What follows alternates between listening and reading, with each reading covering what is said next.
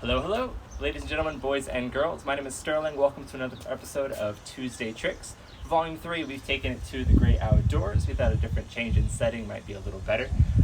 So today we're going to talk about vanishes and appearances. And for our magic trick, I need an object, something I didn't bring with me, but I think you brought it with you. I'm just going to borrow that. Can I borrow that right behind your ear? Just 1 second. Thank you so much. This was what we'll use. 50 cents.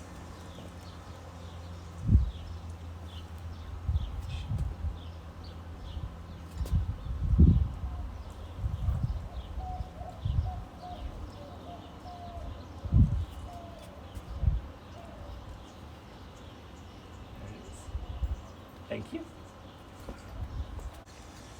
This is quite possibly the most advanced thing that we're doing on Tuesday Tricks, but it is one of the very first tricks that I ever learned was how to produce a coin or a small object out of someone's ear. Maybe your dad or your grandpa or mother or grandma does this to you when you were little, or maybe you know someone who did this, like a funny uncle or something. He would show his hand empty, he would reach behind and he would take out something out of your ear. And so that's one of the first things that we learned is that appearance. And so we're going to break this routine down into a couple steps. We have the appearance and then we have the vanish. So for the appearance, we're going to start by learning something called finger palm. Now finger palm is a technique to hide an object where the audience can't see it.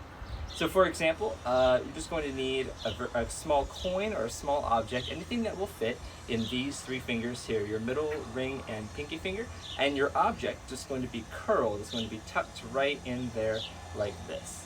So you curl your fingers around that object, and now it's quite hidden from view. So now I can gesture, I can talk, I can point, I can do the thumbs up, I can do any gestures that are normal to you or me, and that object stays hidden no matter what. This is the very first thing to practice, is making this routine, hiding this object, seem very natural, okay?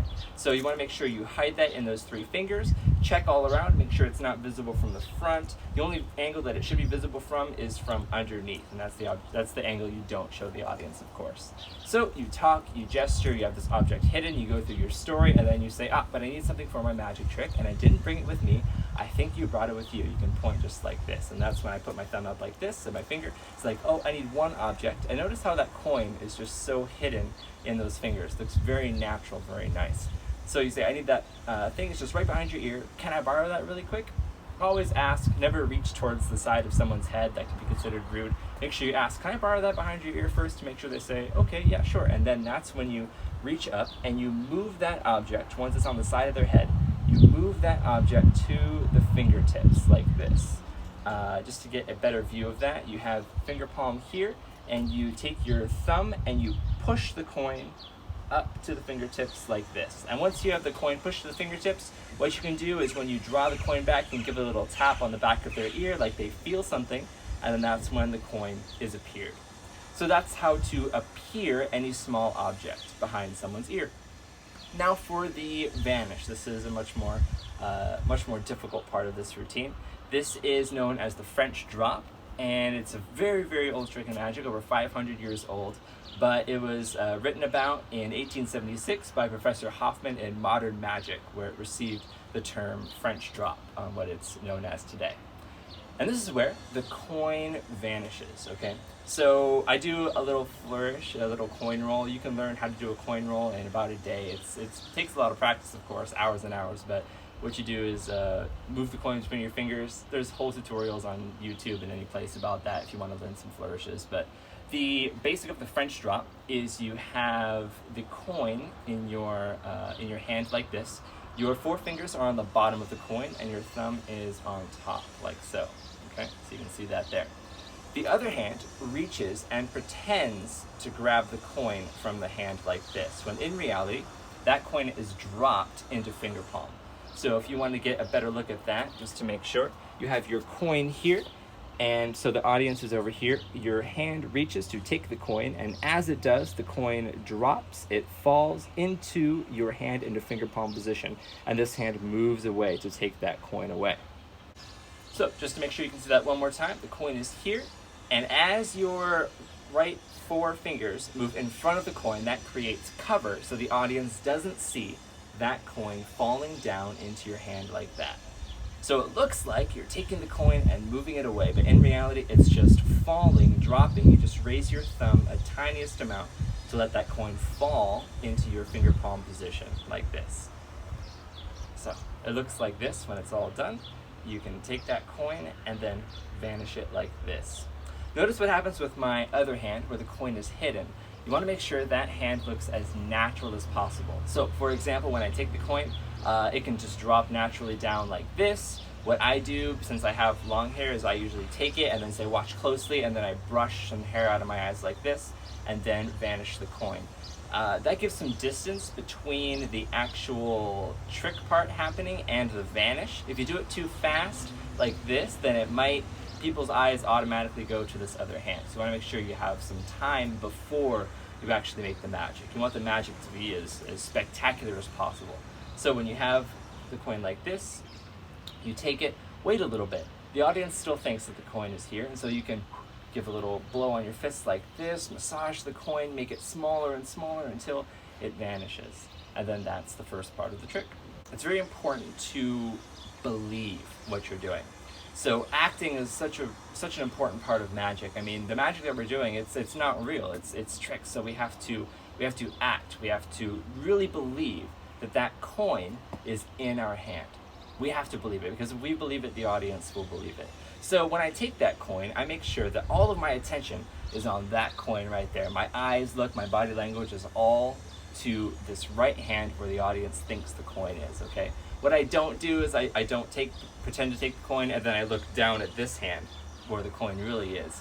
I don't hold this hand out like this, because this isn't natural for me to hold an empty hand like this. If you want to know what's natural for you, this is what you do. When you hold the coin, you take your hand and you actually take the coin in your hand, and then you see what this hand does. And whatever that hand does will be natural for you. So for example, what might be natural for you if you had an empty hand is to put it down on your leg like this. If you're standing, it might be to put it at the side, naturally like this. It might have a little swing to it. If you take the coin, it might be natural to brush some hair out of your eyes so that you can see what you're doing better. You have to find out what's natural for you and then replicate that exact same motion when you vanish the coin. So your coin is here, fingers on bottom, thumb on top. Thumb goes behind, fingers in front, drop the coin into your hand, and your right hand moves away and your left hand moves into a natural position where that coin is hidden in finger palm, okay? So now that you have that, you make that coin vanish and the coin is gone. You can go up, match your hands like this, like the coin is gone. Where did it go? You can gesture, you can shrug. Make sure your hands match. You don't want it to be like this. Where's the coin? Because now this looks unnatural, right? So make sure your hands match when you're looking for the coin. You can make it reappear if you want. You can just reach out and use these fingers to like grab for the coin and then produce it that way. You can produce it out of their other ear, go up behind and then produce it out that way. You can even produce it from your pocket. If you say, oh, it's probably in my pocket, you just reach your hand in and then pretend to remove the coin when actually you just take the coin, drop it in your pocket, pull it out again. Lots of different ways that you can perform this vanish and appearance. You don't even really have to reappear it at all. If you wanted to, you could make the first appearance where you produce it out of their ear and then you show the coin, make it vanish, but maybe you need something for your vanish. So I'll go into my pocket, produce some dust or maybe a magic wand or something like that, wave it over like this, and then the coin is gone.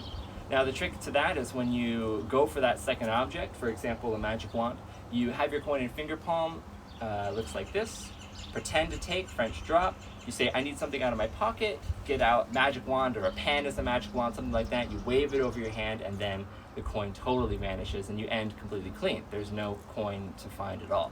And so your audience is looking all over for it, which is a really cool thing to know. So those are the portions of the trick. I'm gonna film some close-up versions so that you can see what's going on.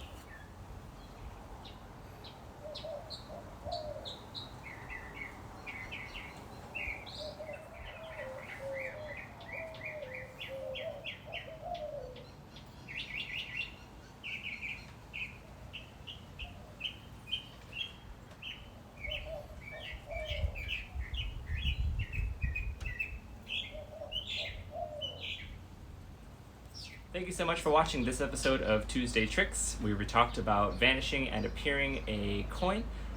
Feel free to practice this as much as you want. Make sure you practice, so that when you show people eventually, it is just as amazing as it can be.